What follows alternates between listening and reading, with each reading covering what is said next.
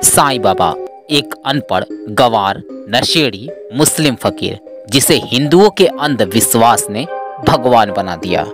आज के इस एपिसोड में हम एक्सपोज करेंगे शिरडी वाले साईं बाबा को। यहाँ मेरा मकसद किसी के भी आस्था को ठेस पहुंचाना बिल्कुल भी नहीं, बल्कि सच्चाई के साथ सत्य की पहचान कराना। तो हेलो दोस्तों, मैं अभय नागवंशी चेंजोलक जीरो से हीरो तक में आपका स्वागत है। यहाँ मुझे तकलीफ साईं से नहीं, बल्कि साईं के उन चाटुकारों से है जिन्होंने बिना सोचे समझे एक नशेड़ी गंवार को ईश्वर ही बना दिया। और यदि आप मुझसे यह पूछे कि क्या साईं ठीक तरह से एक आदमी भी था, तो मुझे हंसी नहीं आएगी। लेकिन आपने तो सीधे उसे ईश्वर ही बना रखा है। थोड़ा सा आप इस चीज को समझे। आपने कभी जैन मंदिर में कोई साईं देखी? किसी बौद्ध मठ में, किसी गुरुद्वारे में, उसकी छोड़िए किसी चर्च में साईं की मूर्ति देखी? अरे भाई, उसको भी छोड़िए, किसी मस्जिद में कभी साईं को देखा या उसका फोटो भी? लेकिन केवल हिंदुओं के मंदिरों में साईं की मूर्तियां खास तौर पर देखी जा सकती हैं, केवल हिंदू मंदिरों में। यहाँ मैं जो आपको बताऊंगा वो बिल्कुल प्रामाणिकता के साथ जो साईं बाबा ने खुद लिखवाई। उसका चेला था गोविंद रघुनाथ राव दाभोलकर, जिसको साईं बाबा हेमा पंडित बोलता था। उसको कहकर बाबा ने अपनी जीवनी लिखवाई और पूरी पुस्तक लिखवाई। उसका नाम है श्री साई चरित्र, जिसको शिरडी साई संस्थान ने प्रकाशित करवाया। उसी पुस्तक में लिखी बातों को आज मैं आप लोगों के सामने रखूंगा। फिर आपको समझ आ जाएगा कि साईं भगवान था या फिर सनातन धर्म को तोड़ने आया था। साईं अफगानिस्तान का एक पिटारी मुसलमान था, जिसके अब्बा जान का नाम मियां बखरुद्दीन था और जिसका जन्म 1838 में हुआ। और कहाँ हुआ? अहमदनगर के एक वैश्या के घर।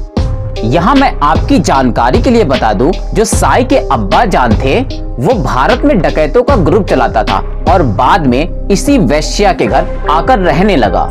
और यहाँ पे मैं आपको यह भी बता दूं कि किसी भी इंसान का चरित्र उसके माँ बाप कैसे और कौन है, इस नजरिए से किसी भी व्यक्ति को न देखा जाए, क्योंकि इसके विरुद्ध मैं खुद हूँ। बहरहाल आगे बढ़ते हैं। मियां बखरुद्दीन को इस वैश्या से 2 बच्चे हुए, एक लड़का और एक लड़की। लड़के का नाम रखा गया चांद मियां। और ये वही व्यक्ति है जिसको आज आप सभी साईं बाबा बोलते हैं। चांद मियां जब 6 वर्ष का हुआ तो इसको झोली फैलाने या भीख मांगने का काम सौंपा गया।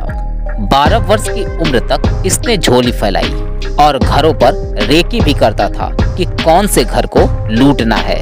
12 वर्ष की उम्र में चांद मियां पकड़ा गया अंग्रेजों की जेल में, जो कि डकैतों के ग्रुप में पकड़ा गया था, और 8 वर्षों तक अंग्रेजों के कैद में रहा। फिर इसके बाप ने अंग्रेजों से समझौता करके इसको छुड़वाया। अंग्रेजों ने कहा कि तुम हमारे लिए काम करो, हम तुम्हारे लड़के को छोड़ देंगे। चांद मियां के अब्बा जान ने कहा, आखिर करना क्या होगा? तो अंग्रेजों ने बोला, हमें रानी लक्ष्मीबाई यानी झांसी की रानी को जीतना है। फिर चांद मियां उर्फ साईं बाबा के अब्बा जान ने हाँ बोली और झांसी चला गया। झांसी की रानी को मरवाने के काम में सहयोग किया चांद मियां उर्फ साईं बाबा के अब्बा जान ने। 18 वर्ष की उम्र में अंग्रेजों से समझौता हुआ साईं का, तो साईं को पूना में भेजा गया लोकमान्य तिलक के स्वतंत्रता संग्राम को दबाने के लिए। इसको यहाँ प्रोजेक्ट के रूप में भेजा गया था। लेकिन तिलक जी इतने समझदार थे कि वो समझ गए कि ये बंदा दुनिया को भटकाएगा और पाखंड रच रहा। और यहाँ मैं आपकी जानकारी के लिए बता दूं कि तिलक जी ने इस बंदे को यानी चांद मियां उर्फ साईं को चौराहे पर खड़ा करके अपनी जूती से मारा और बोला, दोबारा यहाँ दिखा तो जान से मार दूंगा। इस तरह से साईं वहां से भागा और 20 वर्ष की उम्र में चांद मियां उर्फ साईं बाबा शिरडी आया। लेकिन आखिर शिरडी ही क्यों, मुंबई क्यों नहीं? तो बता दे कि उस क्षेत्र में संत ज्ञानेश्वर हुए थे। वहाँ के लोग बड़े श्रद्धावान थे और भावुक भी। तो साईं ने सोचा कि मेरी दुकान वहाँ ठीक तरीके से चल जाएगी, और यहाँ आकर उसने धीरे धीरे अपना अड्डा जमाया। रोज कुरान का पाठ करवाता।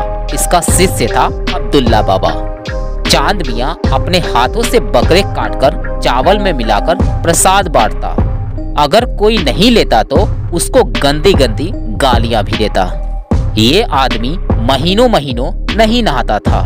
शौचालय जाने के डब्बा उसी से यह आदमी पानी पीता, और हमारे जो हिंदू भाई उसके भक्त बन गए थे वो भी इसी से पीते। भाई वो साईं बाबा का चरणामृत हुआ करता था, लेकिन वो अमृत चरणों के बजाय कहीं और से निकलता था।